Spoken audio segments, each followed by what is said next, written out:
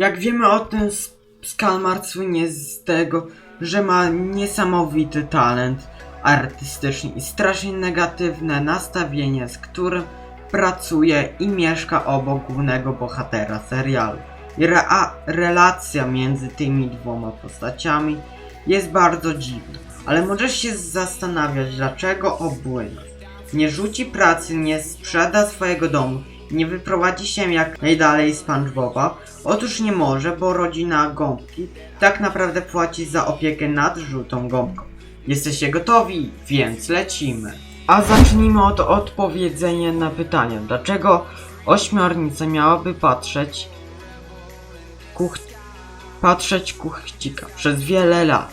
Ludzie spekulowali, że SpongeBob może mieć jakieś schorzenie i przez długi czas mieszkał pod opieką rodziny, aż do momentu, gdy jego rodzice zdecydowali, że dobrym pomysłem byłoby, żeby żółta gąbka mieszkała sama. Kupili mu totalnie nowy dom i zatrudnili w międzyczasie Skalmara Obynosa, czyli sąsiada, aby opiekował się gąbką i upewniał się, że wszystko u niego w porządku. Jedną z najbardziej oczywistych cech, jakie wykazuje SpongeBob, jest jego niezdolność do odczytywania sygnałów społecznościowych. Przez cały serial gąbka nie jest zbyt dobra w rozpoznawaniu ludzkich emocji.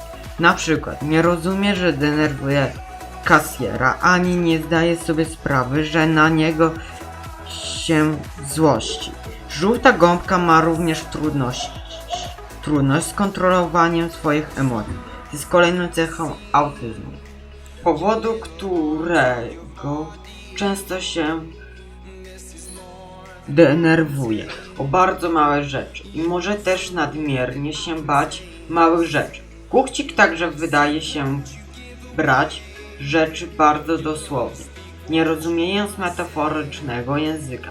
Na przykład w odcinku Kałamarnica na strajku Skalmar mówi pracownikowi miesiąca, że chce zlikwidować ucisk, co SpongeBob bierze dosłownie. Na początku niszczy tłustego kraba, a jak wiemy o tym, że główny bohater serialu ma szczególne zainteresowania, które są w zasadzie obszarem jego życia, w którym czuje się naprawdę cudownie.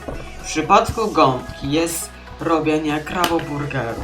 Jak widać na liście, którą przed chwilą stworzyliśmy, SpongeBob wykazuje różne cechy schorzenia. Jednak nadal nie jesteś przekonany. Sam Tom Kenny mówił, że żółta gąbka jest w rzeczywistości trochę autystyczna. Więc jak ustaliliśmy, że Kuchcik ma schorzenie, musimy dowiedzieć się, dlaczego Skalmar został wybrany do opieki nad przyjacielem Patryka. I dlaczego w ogóle się na to zgodzi? Bo mam na myśli, że najwyraźniej nienawidzi przebywania w pobliżu Kuchcika. Cóż, to naprawdę długa historia, że w zasadzie zaczyna się w czasie prehistorycznym.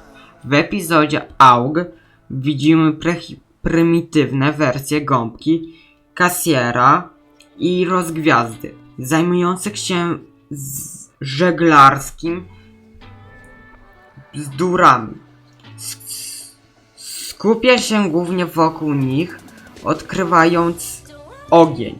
Odcinek jest naprawdę ważny, gdyż pokazuje, że rodzina SpongeBoba i Skalmara znały się od bardzo długiego czasu, ale nie jest to jedyny raz, kiedy widzimy rodzinę żółtej gąbki i pracownika tłustego kraba wchodzących w interakcję. W epizodzie o nazwie Tancerze i Smoki widzimy interakcję ich rodzin w średniowieczu oraz w odcinku Szkodnik z Zachodu, którzy ich rodziny ponownie nawiązały kontakt na Dzikim Zachodzie. W takim razie można założyć, że przy tak długiej historii obie rodziny były bardzo blisko, co oznacza, że Skalmar na pewno zna rodzinę SpongeBoba i może nawet czuć obowiązek pomagania im w opiece. Ale możesz się zastanawiać, dlaczego w serialu animowanym nie widzimy interakcji Obunosa z rodziną Żółtej Gąbki. Jeśli dobrze im pomaga.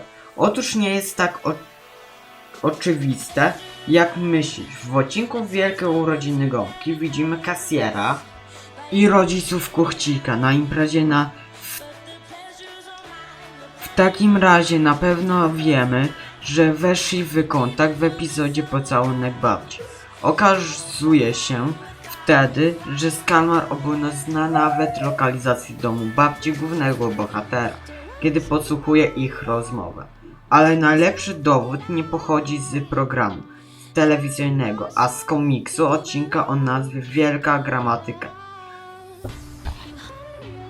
Wydany przez Nickelodeon. W komiksie SpongeBob zaprasza ośmiornicę do domu swojej ukochanej babci. Kiedy sąsiad odpowiada, że przyjdzie, jeżeli ona nie zacznie grać żadnej jej prostej muzyki.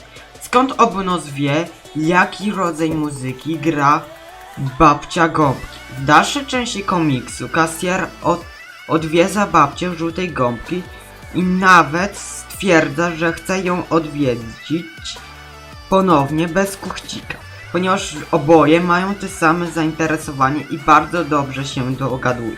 Więc istnieje wiarygodne dowody na to, że rodzina SpongeBoba i Skalmara zdecydowanie wchodzili w interakcję w taki czy inny sposób.